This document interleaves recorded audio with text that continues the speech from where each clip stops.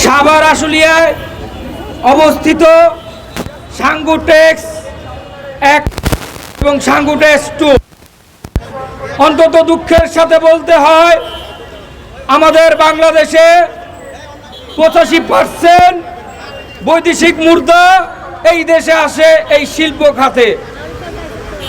এই শ্রমিকদের মাথার ঘাম পায়ে ফেলে শিল্পের চাকা ঘুরিয়ে তারা এই দেশের অর্থনীতির চাকা সচ্ছল রাখে।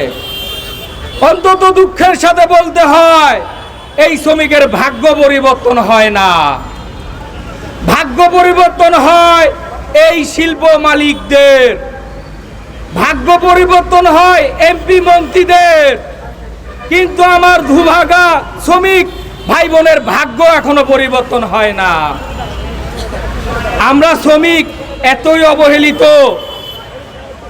অবহেলিত যে তারা রাস্তায় না খেয়ে ঘুরে, টাকার অভাবে বিনা চিকিৎসায় মরে, কিন্তু তাদেরকে দেখার মতো কেউ নাই।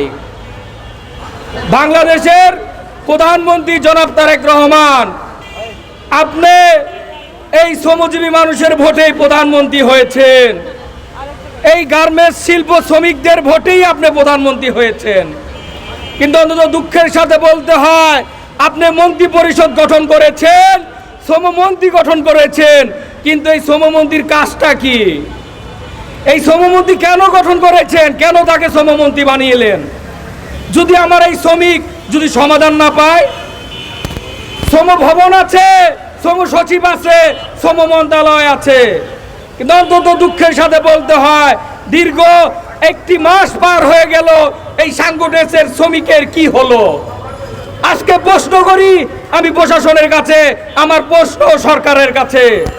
আপনারা জানেন দীর্ঘ 1 মাস ধরে এই সাংগঠনিক শ্রমিকরা কিভাবে অবহেলিত, কিভাবে রাত্রি যাপন করছে খেয়ে না খেয়ে, কোথায় কোথায় তারা ঘুরছে। মালিকের বাড়ি ঘেরাও দিল, বিজিএমই ঘেরাও দিল, কলকারখানা ঘেরাও দিল, সমাধান আজও আমরা পেলাম না। খুবই দুঃখের বিষয়, কোথায় গেলে আমরা এই সমাধান পাবো? আমার প্রশ্ন প্রশাসনের কাছে, আমার প্রশ্ন বিজিএমের কাছে, আমার প্রশ্ন শ্রম সচিব এবং শ্রমমন্ত্রীর কাছে। আপনারা যারা এই শিল্পের সাথে সংশ্লিষ্ট এবং জড়িত আছেন, এই শ্রমিকের ঘামের টাকায় যে ভ্যাট ট্যাক্স আসে, সে টাকায় কিন্তু আপনাদের বেতন হয়। আপনাদের বেতন তো বাকি নাই, মাস শেষ হওয়ার সাথে সাথে আপনাদের বেতন ঢুকে যাচ্ছে আপনাদের অ্যাকাউন্টে, কিন্তু আমার শ্রমিক ভাই বোনেরা আজকে 2 মাস যাবত তারা বেতন পাচ্ছে না, 3 মাস পার হয়ে যাচ্ছে। তাদের বাসায় তালা ঝুলিয়ে দিয়েছেন বাড়িওয়ালারা, ভাড়া না দিতে পারলে বাসা থেকে নেমে যাও, দোকান থেকে বাকি দিচ্ছে না, টাকা না দিতে পারলে 1 টাকার সদাই তোমাদেরকে দিব না, তোমরা খাবে না মরে যাবে আমরা জানি না। কোথায় দাঁড়াবে আমার এই শ্রমিকরা? কে দেবে তাদের এই সান্ত্বনা? কে দিবে তাদের এই ন্যায্য অধিকারটা আদায় করে? কোথায় গেলে আমার এই শ্রমিক ভাই বোনেরা তাদের ন্যায্য অধিকারটা পাবে? প্রশ্ন এই সরকারের কাছে আমার। আপনারা যদি সমস্যার সমাধান করতে না পারেন, তাহলে এই শ্রমমন্ত্রীর দরকার নেই, শ্রম সচিবের দরকার নেই, দরকার নেই প্রশাসনের, দরকার নেই এই শিল্প সংস্থার সাথে যারা জড়িত আছেন। যদি আপনারা ব্যর্থ হন, এই সাংগঠনিক মালিকের জয় সাপ, উনি তো এই বাংলাদেশের বাইরে যায় নাই, উনি তো এই দেশেই আছে। আমরা জানি প্রশাসনের হাত সর্বোচ্চ লম্বা এবং প্রশাসনে আইনের ঊর্ধ্বে কেউ নাই। একজন শিল্প মালিক অন্যায় করছে, তারা পার পেয়ে যাচ্ছে।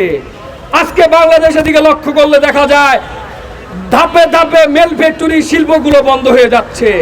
হাজার হাজার লক্ষ লক্ষ শ্রমিক বেকার হয়ে কাজের অভাবে, টাকার অভাবে তারা না খেয়ে অনাহারে দিন কাটাচ্ছে। তারা বেকারত্ব দূর করতে পারছে না, বেকারত্ব বাড়ছে। আমার প্রশ্ন একটাই, আমরা দ্রুত সমাধান চাই। আমরা এই সাংগঠনিক শ্রমিকের সুষ্ঠু একটি সমাধান চাই। হয় বন্ধ কারখানা খুলে দিবেন, অন্যথায় তাদের যে সকল আইনানুগ পাওনাদি আছে পরিশোধ করে দিবেন। আমরা আর রাস্তায় রাস্তায় ঘুরতে চাই না। তা না হলে কঠোর থেকে আরো কঠোর আন্দোলন করে তুলব এবং সকল শ্রমিক সেক্টরের এবং যে শ্রমিক ইউনিটের এবং যে শ্রমিক ফেডারেশনের নেতৃবৃন্দ আছে, কঠোর থেকে কঠোর আন্দোলন করে তুলতে আমরা বাধ্য হব। এবং এখানেও যদি আমরা সমাধান না পাই, আমরা মাননীয় প্রধানমন্ত্রী জনাব তারেক রহমানের কার্যালয়ে যাওয়ার আমরা পদযাত্রা শুরু করব। এই বলে আমি আমার বক্তব্য শেষ করছি।